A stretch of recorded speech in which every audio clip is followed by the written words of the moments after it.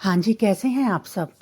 Welcome to Akan kitchen. जो लोग दिल्ली में रहते हैं वो अच्छी तरह से जानते हैं ये है राम लड्डू और ये कितने टेस्टी होते हैं मूली और खट्टी चटनी के साथ। लेकिन अगर आप दिल्ली में नहीं रहते हैं और असली राम लड्डू का मज़ा लेना चाहते हैं तो आपको मेरी ये रेसिपी ज़रूर देखनी चाहिए।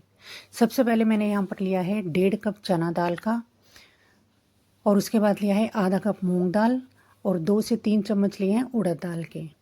इनको अच्छी तरह से धो लेंगे हम। इस रेसिपी को कोई किसी तरह बनाता है, कोई किसी तरह। मैंने यहाँ पे चना दाल ज़्यादा ली है, मूंग दाल कम, तो कोई मूंग दाल ज़्यादा लेके चना दाल कम लगता है। लेकिन ये रेसिपी मैंने एक ठेले वाले भैया से ली थी और उन्होंने बताया, जैसे जैसे उन्होंने बताया वैसे ही मैंने ये बनाई है और आपके साथ शेयर की है। तो ये दाल को जो मैंने 2 से 3 बार अच्छी तरह से धो लिया है और इसमें पानी डाल के इसको हम ओवरनाइट या फिर कम से कम 4 से 5 घंटों के लिए छोड़ देंगे। तो देखिए दाल हमारी पूरी अच्छी तरह से भीग गई है। अब इस दाल को हम पीसेंगे। 2 से 3 बैचेज़ में हम इसको पीस लेंगे। इसको पीसते समय आपको पानी बिल्कुल नहीं डालना है। देखिए जितना मैं पानी इसमें चम्मच में आ रहा है केवल उतना ही पानी इसको सफिशेंट होगा पीसने के लिए। क्योंकि अगर आप पानी इसमें ज़्यादा डाल देंगे तो दाल हमारी पतली हो जाएगी और जब हम इसके लड्डू बनाएंगे तो दाल हमसे हैंडल नहीं होगी।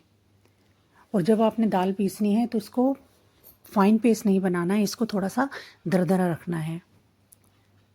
तो देखिए मैंने ड्राई रखी है दाल, आपको नज़र आ रहा होगा। इसी तरह करके हमने ये सेकंड बैच भी इसका पीस लिया है। अब ये पिसी हुई दाल है जो उनसे इसको हमने अच्छी तरह से फेंट लेना है। ये वाला स्टेप बहुत इंपॉर्टेंट है। अगर आप इसको बहुत अच्छी तरह से नहीं फेंटेंगे या फिर कम फेंटेंगे तो जो हमारे लड्डू होंगे वो फ्लफ़ी नहीं बनेंगे, नरम नहीं होंगे, अंदर से बिल्कुल कठोर हो जाएंगे। तो ये जो दाल है मैंने कोई अप्रॉक्सीमेटली 10 मिनट तक फेंटी है और 10 मिनट बाद आप देख सकते हैं पहले इसका कलर था जो येलो था और अब ये थोड़ी सी वाइट हो गई है। और तो इतना फेंटने के बाद हम इसको 1 घंटे के लिए ढक कर रख देंगे। ऐसा करना भी ज़रूरी है, अगर आपके पास टाइम है तो ज़रूर रखना है इसको, इससे हमारे लड्डू बहुत अच्छे बनेंगे। तो ये देखिए 1 घंटे बाद मैंने फिर से इस दाल को फेंटा है और अब थोड़ा चेक कर लेते हैं। इसको इस तरह से आपको गिरा कर देखना है, ये अपने आप गिर रहे हैं और थोड़ी शेप ले रहे हैं तो इसका मतलब है दाल हमारी अच्छी तरह से फेंटी गई है, अब रेडी है तलने के लिए। अब इसमें थोड़ा सा नमक मिला लेंगे। मैंने इसमें बाद में थोड़ी सी हल्दी भी मिलाई थी, अगर आप चाहें तो ज़ीरा, हरी मिर्च या हरा धनिया भी मिला सकते हैं। अब इसको अच्छी तरह से फेंटने के बाद हम कर लेंगे इसको तलने की तैयारी। जो आपने तेल लेना है वो बहुत ठंडा या फिर एकदम तेज़ गर्म नहीं होना चाहिए। अगर आप तेल ज़्यादा गर्म लेंगे तो लड्डू जो है वो ऊपर से तो जल जाएंगे लेकिन अंदर से नहीं पकेंगे, और अगर ठंडा तेल होगा तो तेल जो है लड्डू के अंदर तक चला जाएगा। तो ये देखिए जो मैं लड्डू डाल रही हूँ तो कैसे फ्लोट हो रहे हैं और अपने आप ही शेप लेते जा रहे हैं। इसका मतलब है कि जो दाल है वो बहुत अच्छी तरह से फैटी गई है। अब ये सारे जितने भी लड्डू एक बार में पैन में आ रहे हैं उतने मैंने डाल दिए हैं और 5 मिनट बाद इसको मैंने चलाया है। आपको जल्दी नहीं चलाना है, नहीं तो क्या होगा लड्डू जो है वो आपके चम्मच से चिपक जाएंगे और शेप उनकी ख़राब हो जाएगी।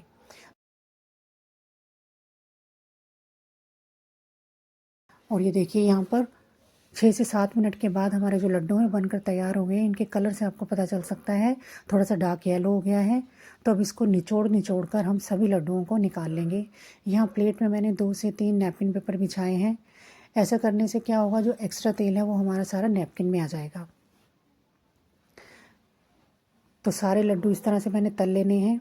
ये लड्डू बनाने में इतने आसान है लेकिन खाने में उतने ही टेस्टी होते हैं, और जब हम घर पर बनाते हैं तो थोड़ी सी दाल से हम बहुत सारे लड्डू बना सकते हैं और पूरी फैमिली के लिए बन सकते हैं। और घर पर आप हाइजीन तरीके से भी बनाते हैं, क्योंकि आजकल देखते हैं हम इतने सारे सोशल मीडिया पर वीडियोस हैं किस तरह से अनहाइजीनिक तरीके से सब चीज़ें बनाई जा सकती हैं।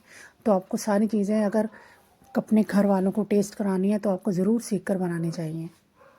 तो लीजिए ये हमने दूसरा बैच भी अपना लड्डू का तलकर तैयार कर लिया है। जो मैंने दाल ली थी वो अप्रॉक्सीमेटली तीनों दालें मिला के कोई 250 ग्राम दाल रही होगी, तो उससे देखिए इतने सारे लड्डू बने हैं। तो चलिए अब कर लेते हैं हम प्लेटिंग की तैयारी। लड्डू प्लेट में लगाकर उसको हम घिसी हुई मूली से सजा लेंगे, कम या ज़्यादा जैसे आपकी मर्ज़ी उतनी मूली लीजिए। और इसके ऊपर डालेंगे हम ये खट्टी चटनी। ये स्पेशल चटनी है जो मूली के पत्तों से बनती है। इसकी वीडियो मैंने ऑलरेडी अपने चैनल पर शेयर कर दी है, ऊपर आई बटन पर क्लिक करके आप इसे देख सकते हैं। तो अब इसको टेस्ट कर लेते हैं। ये खाने में इतने टेस्टी थे कि बाज़ार वाले लड्डुओं को टक्कर दे रहे थे। तो अगर आपको मेरी वीडियो अच्छी लगी हो तो मेरे चैनल को सब्सक्राइब कीजिए, अपने दोस्तों के साथ रेसिपी शेयर कीजिए और साथ में बेल आइकन दबाना ना भूलें। Thanks for watching.